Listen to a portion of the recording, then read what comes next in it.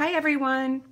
Lately I've been really into making these square 4x4 inch size cards, and so today I thought I would do a tutorial to show you how I made them. The measurements are really easy. You just cut your cardstock at 4 inches by 8 inches and score down the center, which makes a perfectly square 4 inch by 4 inch size card. Your background paper measures 3 3/4 inches, and then your stamped image size paper measures 3 1/2 inches. So that's really easy to remember. These two cards are made using two different sets. This cute little turtle here comes from the new Stampin' Up set called From Land to Sea, and then it has an embossed coral on the background, and that stamp set is called By the Tide, and this lobster comes from that stamp set as well. So that's pretty much it. Today I'm going to show you how I made this card here, and so let's go ahead and get started. Okay, so here I've got a 3x3 inch piece of watercolor paper, and I'm going to use Versamark to stamp this coral image onto the watercolor paper. You're not going to see it really well because it is clear, but once we put the embossing powder on it and watercolor the paper, it's going to give it a nice little effect. So we're going to press firmly on here. As usual, I forgot to use my embossing buddy, but if you use this prior to stamping, basically it has a powder type substance in there that keeps the embossing powder from sticking to the places you don't want it to stick to. But I have it sitting right next to me and still forgot to use it. All right, so I'm going to go ahead and take this paper away and pour some embossing powder onto the embossed or into the stamped image. I'm using clear on this card, but I also discovered that I have, well, I don't want to use this one. I discovered that I have Calypso Coral and Pool Party embossing powder. And I thought maybe if I have time today, I'll try a few of these on a card and see how that works for the coral. And if it shows up good and I like the way it looks, I'll sneak it into this video somewhere. But for now, we're going to use the clear. So I'm just going to pour this on generously. Now, you're not going to waste any of it because this little tray here has a spout, and it enables you to just pour back what you don't use back into the bottle. If you don't have a tray, just use a paper plate or a piece of paper and then just fold it and pour it back in the bottle. That works too. So I'm just tapping off here to get the excess embossing powder off of here, because basically I just want, not sure if you can see this well, but the coral is on there. Basically I just want the embossing powder to stick to the part that I stamped and nowhere else. So I'm going to use my heating gun and emboss this off camera just for time's sake, and I'll be right back. Okay, I've got my image embossed onto my watercolor paper, and it has cooled off, so it's ready to go ahead and start painting. And what we're going to do is squeeze the ink onto the lids of both of these. What the embossing does is it enables you to paint on the watercolor paper, and the paint is actually just going to stick to the paper and not to the image itself. So you'll see how that works in just a minute. I'm going to put some green on the bottom. And feel free to use whatever colors you want. I just like the greens and the blues, and then I kind of like to blend them together. And you don't have to be really neat about it because it doesn't look neat underwater, so. All right, so I'm going to go ahead and do some blue now and then blend a little bit of the blue into the green. And because I want this to lighten up, I'm squeezing my aqua painter some just to get more water coming out so that it's lighter up top. And then you can always pull from the bottom and pull some paint up there if you want it to be a little darker. I'm going in a circular motion here, and we're just about done.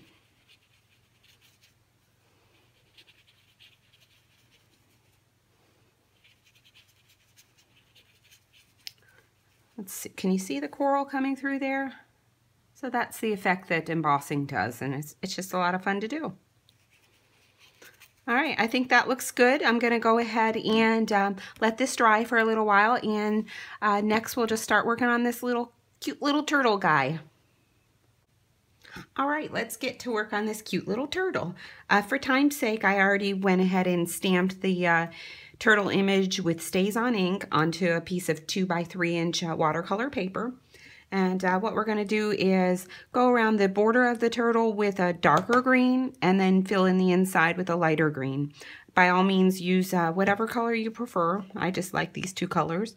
Oh, I forgot to mention, my Mellow Moss ink pad is pretty dried out. And yes, I could squirt more refill ink onto it, but I'm gonna show you just a little bit different of a technique for watercoloring, just going straight from the ink bottle to your paintbrush. You just put a couple drops in your lid here and go to work.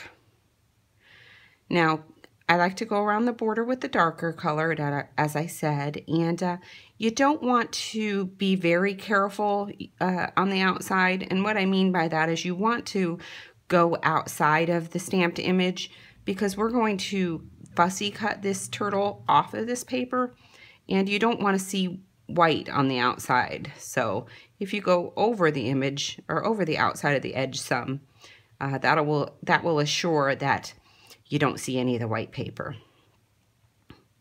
So we're just going around here, and I think I'm going to go into the shell and give it a little detail here with the dark green. I've seen some people use brown and green on the turtles as well.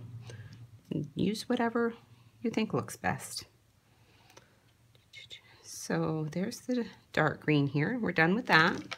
I'm going to set that to the side and squeeze my Lucky Limeade. And I'm going to give this a little bit extra water because I'd like to start off lighter, and then I can always make it darker if I need to. I may even go in and add some of the darker green to the center of the turtle. We'll see.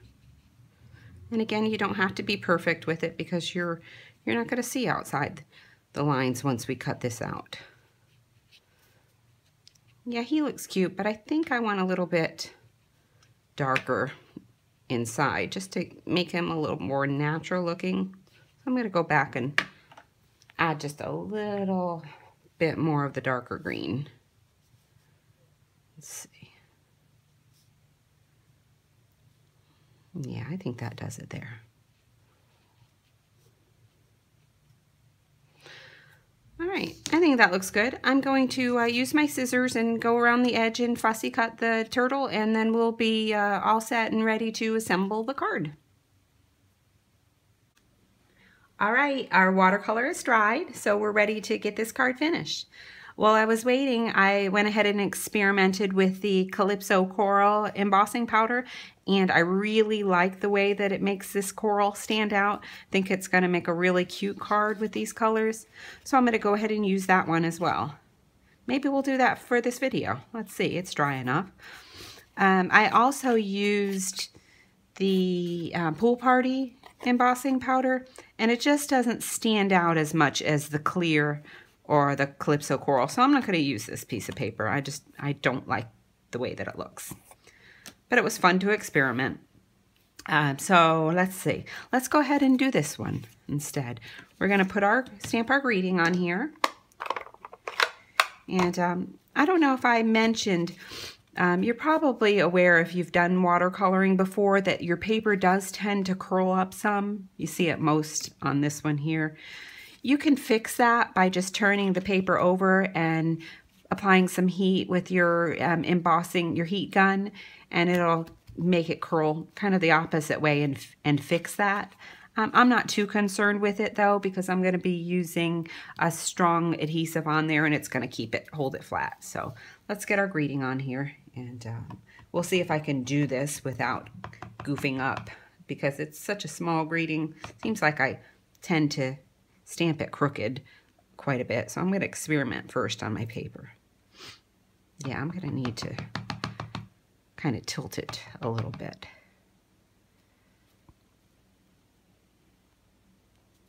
And let's give it a try. Yeah, that looks good. Greeting is on there. I've already got some, well, where is my turtle? Here it is. I've already put some dimensionals on the back of the turtle, just a couple full-size one, and then I cut one in half there to kind of hold his little flipper. Is that what it's called? His flipper? Down onto the paper.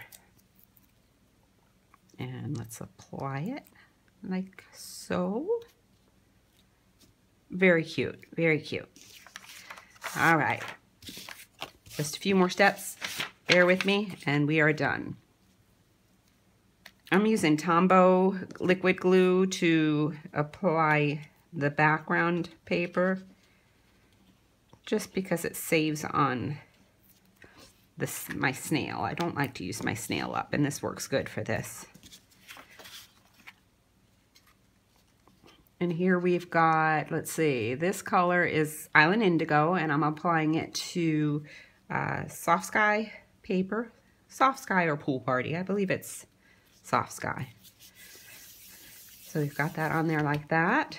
And I've got it crooked, but fortunately with the glue, it takes a few minutes to dry, so you can manipulate it and get it on there. Good. And we could also raise this up if we wanted to with dimensionals, but like I said, I'm going to go ahead and use my, if I can find it here, I'm going to use my sticky tape. And for some reason I've misplaced it, so I'm going to stop the video for a minute and hunt it down. Here we go. You should see my table. It looked like a crafting room exploded. Yeah, I couldn't find my sticky tape, and it was right in front of me. So let's finish it up. Here, let's just stick one on each side so it holds down the watercolor paper well, since it does tend to curl up. I'd be so embarrassed if you saw my table. I guess not. Yours probably looks the same, so never mind. I'm not embarrassed. I'm not even working in my craft room today. I'm at the dining room table, just because I get a little bit better lighting in here for shooting videos. All right, so we've got this tape on here. I'm glad I tried this coral color because I really like it. I think I'm going to make a card set, maybe 4 of them, and do 2 in coral. Do 2 coral corals and do 2 clear corals. All right, now with this I have to be a little more careful, actually a lot more careful applying it, because once I get it on the paper, there's no moving it. I'm good, I got it pretty straight. Just gonna use my bone tool and seal that up good, and there you have it. Which one do you guys like better? I'm not sure I can pick. Oh, before I forget, I also want to stamp my inside part with some of that coral as well. I've just got a little piece of square computer paper that I put on the inside of my cards. This will just give it a nice finished look. Just do it a little bit on the corner. I don't know if you can see that very well, but there it is. And if I can hunt down my snail, I just found it. Put one little strip on there. Put it inside. And there you have a nice little surprise when you open it, and just enough room to write a quick little note. So that concludes today's video tutorial, and I just want to say thank you so much for stopping by my YouTube channel. I really love making cards, and I enjoy making these little videos to share with you as well. You may have noticed I added one more to the mix. This is just another nautical inspired card that I made, and I thought it was cute, so I thought I would share that with you as well. Next up, though, we need envelopes to go with these cards. So I'm going to shoot a quick video and show you how I make envelopes using my punch board. And I'll post that to YouTube shortly. So if you're not familiar with making envelopes, come back by and check it out. All right, thank you so much and have a great day. Bye-bye.